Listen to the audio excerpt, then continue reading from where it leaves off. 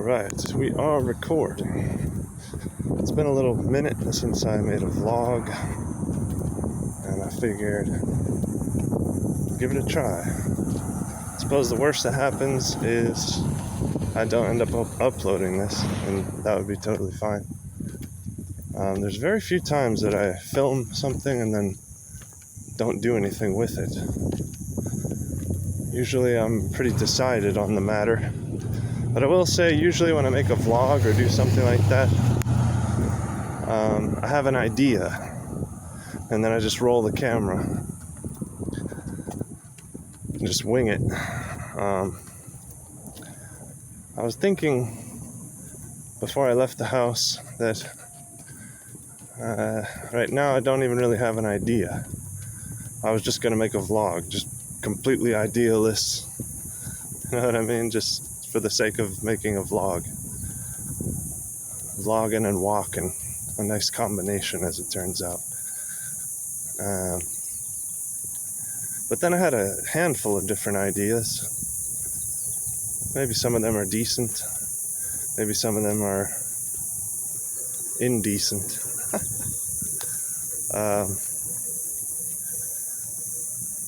I guess we could just start somewhere. One of the things that might be interesting to talk about is freedom of speech. You know? It's a very interesting topic and a very interesting political debate and whatever these days. There's so much to say, but for one, we need to kind of always bear in mind that words and names and naming things and the knowledge of all of that, it's within the realms of power. There is power in words and names, things like that. And you could say that you have freedom of athletics, for example. You're not really by law, restricted in how athletic you can be, right? Or you could go out and do a sports activity or something. You have freedom of movement, freedom of motion or something like that. Speech is not a whole lot different. Except, well, it really is, but at the same time, one who would simply expect total freedom of speech, that is, that you could just say anything you want. First of all, I should hope that they understand that it's consequential, that your speech has consequence, and there's really no getting out of that ever. And you might say, well, I'm fine with that. I accept whatever consequences come my way. I just don't want there to be you're in jail because you said blah, blah, blah. That's what people want to avoid in America. The simple utterance or digitally sent, words on a computer screen, or whether you're talking the words, or people want to avoid any some people do want to avoid any encroachments on your ability to wield words, right? Other people are pretty interested in restricting certain things, and I think in all honesty we're somewhere in the middle, right? We already it's been, throughout all of human history, there's always been some words that you would be very careful not to place too much emphasis on, or say too loudly, or say in this particular setting. So there's always been the freedom as an absolute and total, it's never that way anyway. There's always exceptions. But again, a good amount of people seem to want that yes, I can say whatever I want to say, I can type whatever I want to type on the computer and send it wherever without the consequence being like getting arrested or something like that. Like they can handle the consequence of somebody getting mad and upset about it, but they just don't want it to be a punishable offense by law to say or speak certain things. Grace. This is where grace comes into play.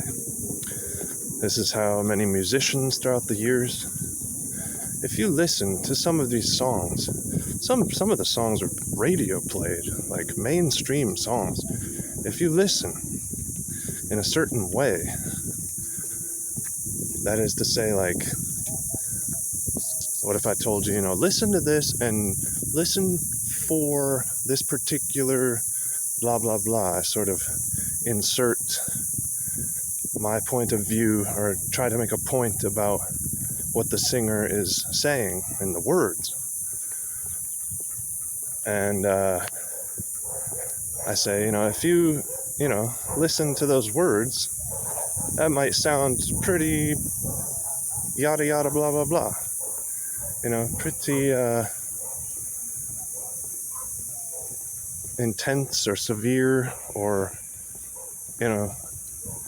pretty serious or pretty, do you know what I'm getting at? Like, but the main reason that most songs are just heard as songs and not really listened to in the way of trying to find fault in the lyrics or the words or whatever, is that it's delivered beautifully, it's delivered gracefully. If you were looking for disgrace in a song, my point that I'm trying to get at here is that you could find it in many of these songs. You could say, oh, that song is just talking about that person's sexual experience that they had, or this song is, suggesting such heinous ideas about American culture and blah, blah, blah, or whatever. It's unpatriotic, or it could be any number of things or whatever, But, the main reason that we don't go on a witch hunt over singers and stuff is that they're doing their job delivering their message with such grace and such skill, So my point that I'm getting at here is that